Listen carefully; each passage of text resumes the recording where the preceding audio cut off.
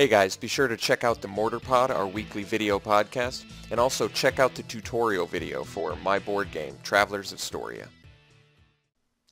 Hey everybody, Alex from SeemsGoodMagic.com here. We're doing another Khans of Tarkir Swiss draft. We've opened Rattleclaw Mystic, which I think is most assuredly the pick. As mentioned before, you can play this in any deck. You don't even have to be green. That's the beauty of it. Very awesome card. So happily picking this up. It doesn't dedicate us to any deck at all, as a matter of fact. So that's always a solid first pick. What else have we got that's worth mentioning in here? Killshot, Throttle, both very good. Watcher of the Roost is a great card. Kieran, very good. Swift Spear, of course.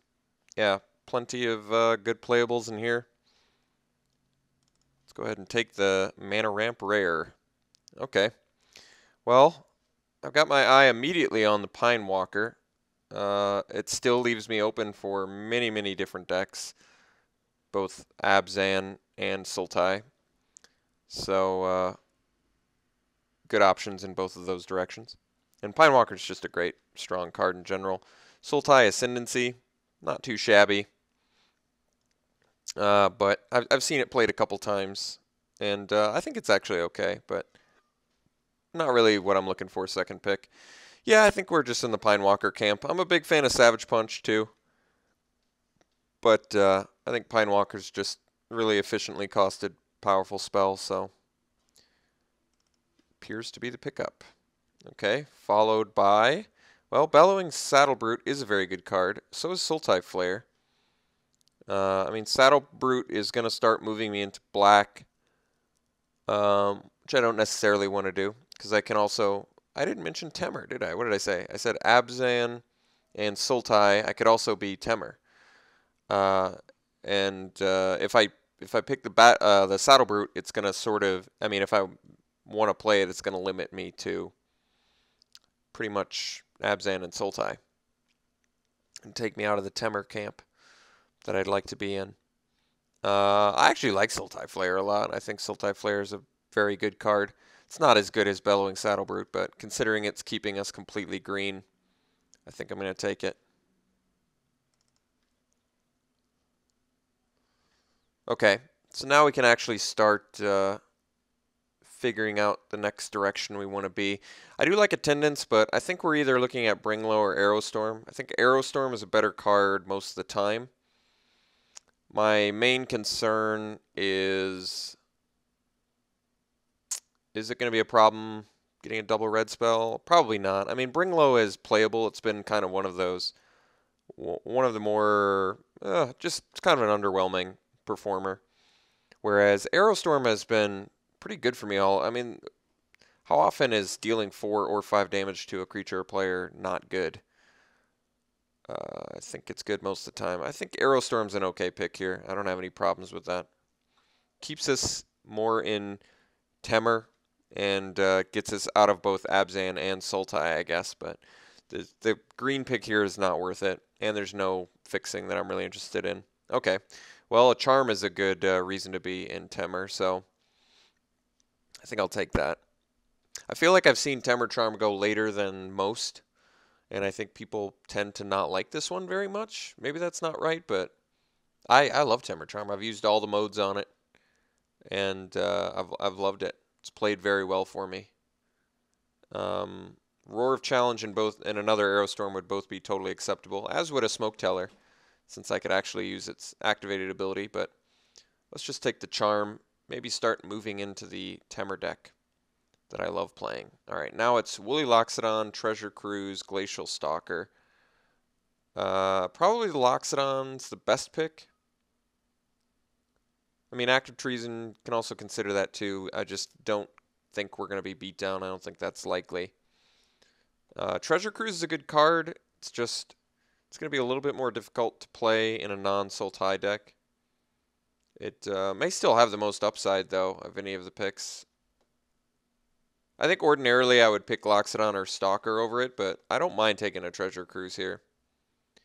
It's certainly fine on the splash, and it gives you a lot of card advantage. I'll take it. I think I usually pass it, so I want to take it. Okay, so some reasonable red cards, but I think we're looking at the Mystic, which is a very good blue spell. Very good morph spell. This is already kind of shaping up to be a Secret Plans deck. I know some people don't like that card, but I actually like it just fine. Oh, and we get a late Ascendancy. That's wonderful. So currently, I guess only works with one creature we control, unfortunately, but still a very powerful card, happily taking it. Okay, Summit Prowler certainly gets much better when you have a Ascendancy or when you're in colors that, you know, use Ferocious. Goblin Slide, I think it's all in all just not that great of a spell, but we do have 4 ways to turn it on. Something to note. Okay, Windstorm versus Swift Kick. I mean, Swift Kick is not a very good spell. I think we're going to want the Windstorm more for sideboard, but there's a chance that we main deck the Swift Kick, which makes me... I mean, I guess we have the Charm, which is essentially doing the same thing. I'm hoping to pick up some Savage Punches. So let's just take the Windstorm for sideboard, because when that card's good, it's good. Well, I don't think we're going to move into black unless I were to... No, I don't think so. So let's just take the Valley Dasher. I don't think our deck really wants it, but it cuts red, so it kind of... and cutting green. Same sort of philosophy, pretty much. Basically, I just want to take cards that indicate to the other players that I'm not in those colors. The fact that these Krumars are going so late is a bit worrisome. Quiet Contemplation. You know, I never play it, but I think it actually is likely a playable card. But the problem with cards like this and Goblin Slide are they want you to play more non-land spells, or non-creature spells, rather, in your deck than you probably feel comfortable with. So that's kind of my main issue. Jeskai Ascendancy. I mean, this card is very strong. Is it worth the splash when we don't even have fixing for our 3-color? It's debatable. I mean, it's a bonkers card. Really is. The fact that it untaps and buffs them all. Really insanely strong. Otherwise, I'm pretty comfortable taking a Rugged Highlands here. I'm not passing anything on color that I really care about. And getting our first piece of fixing would be nice since we're kind of a muddled deck of different colors right now. I'm sure the Ascendancy's fine on the splash. That is a really strong effect. I'm going to take the Highlands just to be honest, I want to take the Ascendancy, but I'm just not feeling comfortable enough with our... Because we're like a good mix of the 3 colors right now. I just really need to make sure I can hit my colors. Geez, that's a strong white spell. I think it's a Tuskguard Captain here, likely. Actually, Snowhorn Rider. Also very good. I think actually the Captain still gets the nod over the Snowhorn Rider. Just mostly because of rarity. This is uncommon, this is common. I'm hoping to see more Snowhorn Riders. Because I do like Snowhorn Rider. It's a great spell.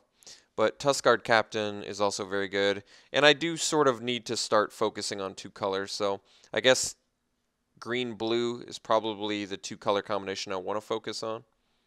And then Splash Red, which makes both of our... a couple of our red picks very awkward already.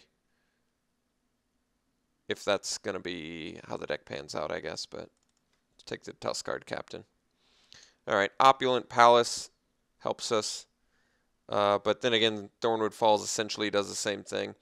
Here's the debate, though. Is 1 life versus being able to splash a black card worth it? You know what I mean? If I take the Opulent Palace, I could open some black bomb rare and still play it. Or is 1 life? I think actually getting the splash potential is more important to me than picking up the 1 life. tap land. Other than that, nothing of much substance in here for us. Canyon Lurkers is playable. A little more so with the Ascendancy, but overall, not all that good. So let's just take the Palace. Abzan Charm. Yeah, that's cool and all, but let's take something on color. Looks like black is definitely the open color here, but I don't feel like shifting into Sultai. Not after getting the Ascendancy and the Charm. Feel like I'd rather make those work. I can take the Flock here, which is actually a pretty good card. I could also take the Dragon Scale Boon, which is a good combat trick. I actually like the Flock quite a bit. We have a few ways to win, and it's actually very good with Flair as well, right? Because it's toughness 4 or greater. So I think I'm going to take the Flock over the Boon. Okay, well, Embodiment is playable in here. There's also Highland Game. Disdainful Stroke is playable as well. I'm pretty comfortable, I guess, taking an Embodiment over the Highland Game. Just because I feel like we can actually get, you know, the rampant growth use out of it a little bit more easily than normal. Since if our base colors are the green and the blue, which it kind of looks like we are, then Embodiment will be very good. Okay. Scion is playable. Set Adrift is reasonable removal.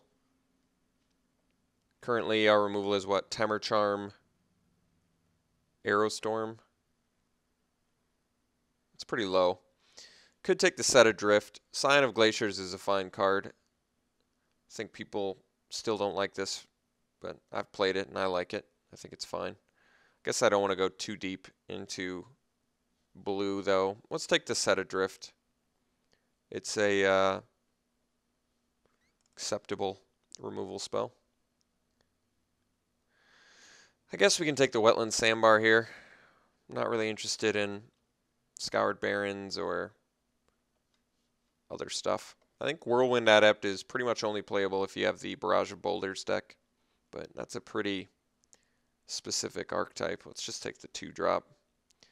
All right, we got the Snowhorn Rider back, which is great news. I'm going to take it over the Water Whirl. I do like Water Whirl, but I like having another finisher in this spot. Snowhorn Rider's a pretty good one.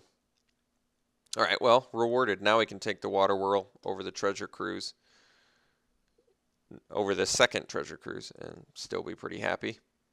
That's, I guess, another kind of nice thing about Embodiment is it plays reasonably well with Delve, both ramping you and filling your graveyard. Cancel is playable, but probably not the deck for it. I could splash for the Soothsayer. You know, there's a chance. I did take the Opulent Palace, so I don't really care about passing any of these other cards.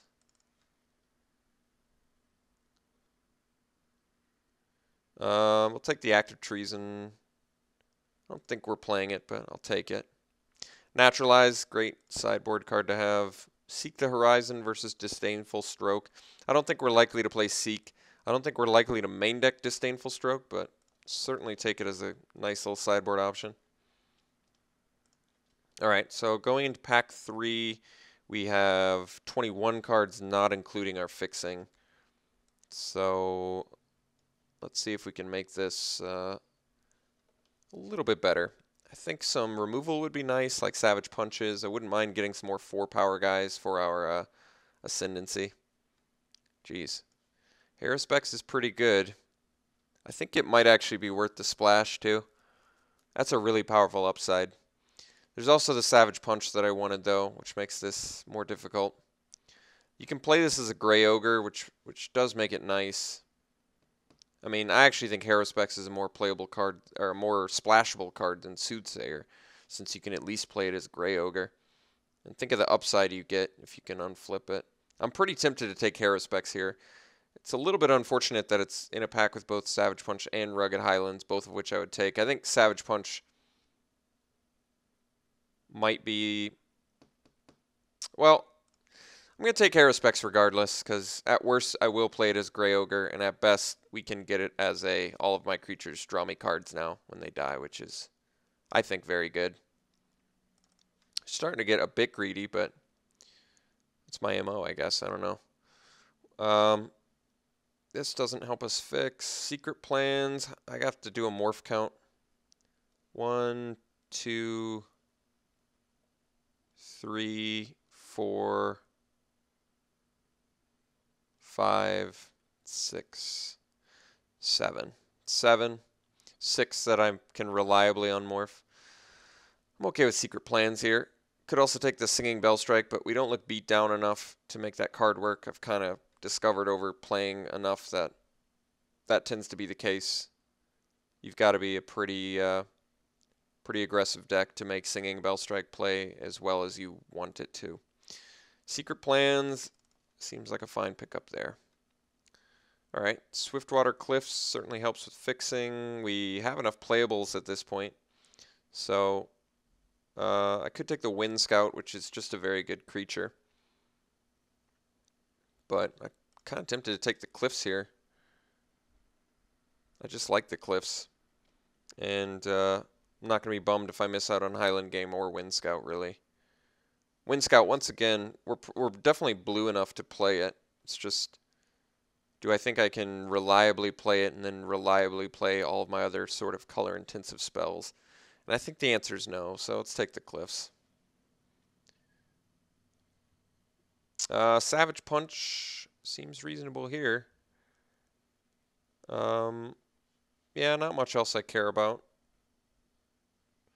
Not really interested in the 4/4 on the splash in a almost delveless deck. I guess we have 2 delve spells, but even with a couple delve, this guy's not worth the splash. Haruspex is definitely the card worth the splash. I don't even think Soothsayer is in this deck, but let's go ahead and take the Savage Punch here. All right. Well, Awaken the Bear is a card I like quite a bit. I mean, theoretically, Bloodfell Caves would help splash for the Haruspex, but I have to think about that. We're at 24 cards now, so let's just cut the Soothsayer.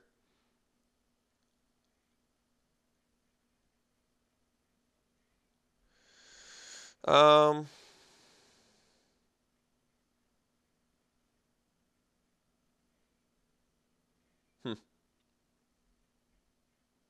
13 creatures. It's like Flock versus Awaken. One of the creatures is a Gray Ogre. I'm going to take the Flock. I just feel like I'm short enough where I need to build some defenses so we can get to our late game. Witness seems fine. Now I have to look at our curve. All right. Let's cut the Valley Dasher. I think we're taking Witness.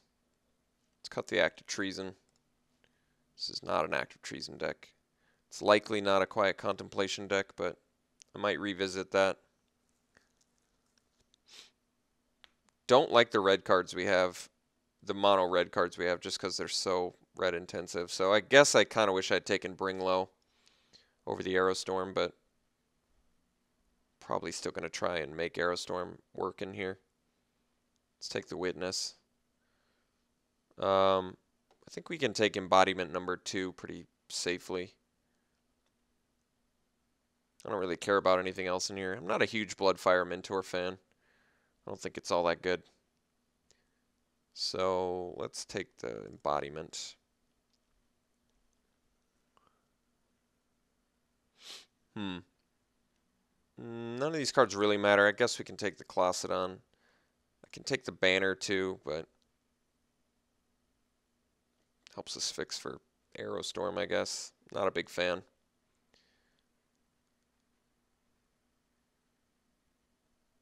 Let's take the Clocidon. Something we can ramp into.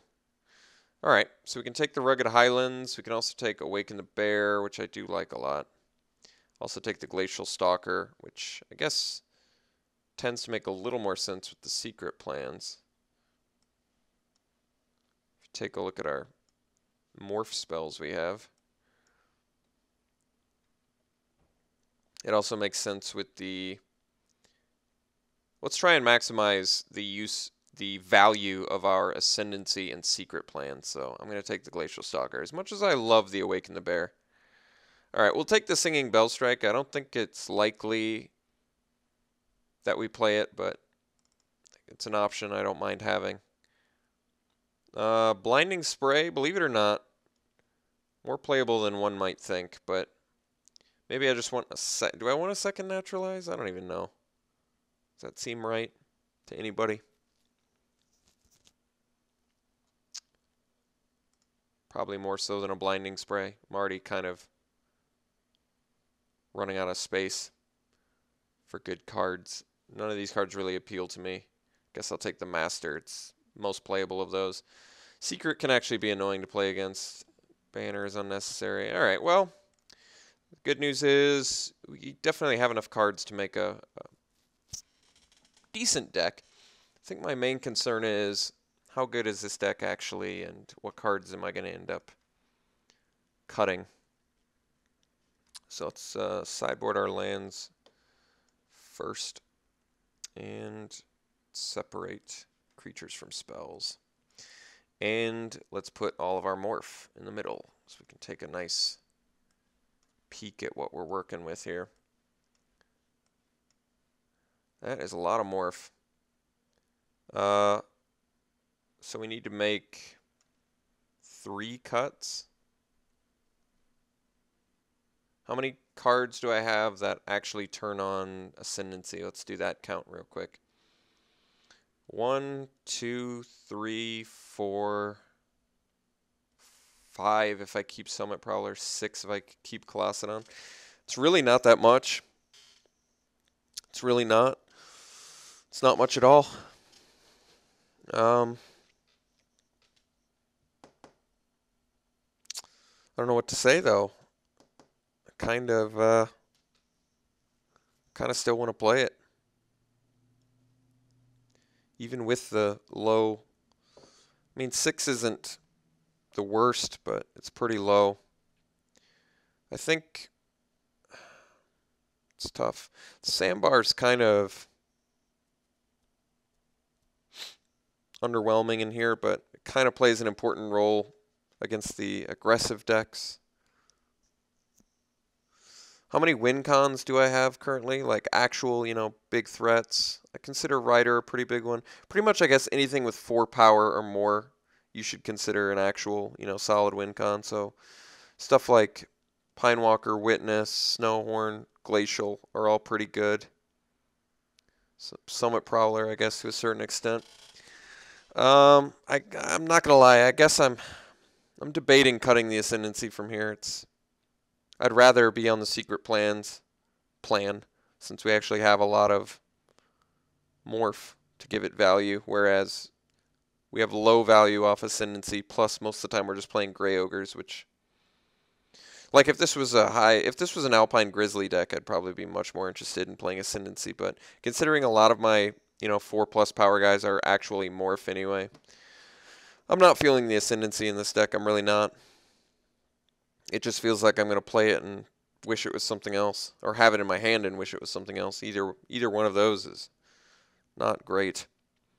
If I do that, I can probably more easily cut the Summit Prowler from here. Be less reliant on red. But I kind of want to keep the Aerostorm. I don't think it's an 18 land deck either because we have the double embodiment. So we can much more easily focus on green and blue a little more comfortably.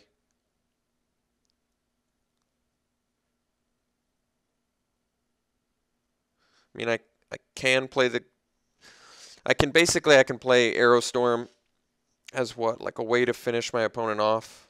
It's theoretically possible, but if I cut Aerostorm, I'm down to just Snowhorn Rider that even requires red and Tamer Charm. That's so low. All right, I think we can pretty easily. I guess I was trying to build towards Tamer Ascendancy kind of early, but that didn't pan out. So I think what we do is just focus on green, blue, and then splash red, black. And we can get away with that fairly easily. Yeah, I think that's fine. Removal's not bad either. Punch, Bell Strike, Charm, Set Adrift, Water Whirl. It's not bad. All right, well, let's, I guess, sort by color. Take a look at what we're dealing with. So, as expected, green and blue are the focus, and then splash red and black. So, maybe we do 2 mountains. Well, thankfully our fixing is like perfect for our deck. We can probably get away with 1. All right, here's what we do actually. I think we're going to run 1 mountain. We're going to run 1 mountain because we have the 2 sources of red fixing, and then 1 swamp with the Opulent Palace, and we're going to count our 2 embodiments as extra lands in those. So really it's like 4 sources of black and 5 sources of red. So I'm going to do one mountain, 1 swamp, which they also suggest. And then that would give us how many sources of green? Let's see, 7 sources of green and 9 sources of blue. Do I want to do 8 and 8? I do need to see both. I guess I don't because of the Mystic to a certain extent, huh? I do need to hit both, though, for the embodiment. Let's try 8-8. I also need double for some of these. I guess not the Pinewalker necessarily because it morphs, but the Clocidon, who's admittedly not great. I'm a little bit underwhelmed by Clocidon, but it's a big body. And we ramp, so we could theoretically get it, you know, turn 5. All right, let's change this around. So 8 sources of green and 5 sources red with the embodiments. Yeah, 8 sources blue. Seems reasonable. Seems reasonable. This deck's it's a bit underwhelming. Don't be fooled by all those 6 drops. These are actually gray ogres. So we're still a little bit top heavy, but we've got the double embodiment. And because of the treasure cruise, I actually don't feel like that we get too much card disadvantage. In fact, from Secret Plan's treasure cruise and the Haruspecs, we have potential for a lot of card advantage. But yeah, I'm gonna run the deck like this. This is certainly an interesting deck. I could actually play the Soothsayer over like a Colossodon or something, but I'd rather have the 6/5 body reliably costed than reliably color, reliably color-wise than the splash more stuff for black to get a draw card effect plus feed your delve. Yeah, I think we're going to run it like this. Overall, it's tough to evaluate this deck. I don't think it's great. I think it's okay, though. I think it's decent. It's probably like a 6 out of 10, maybe, something like that. All right, well, trying it like this. We'll see you round 1.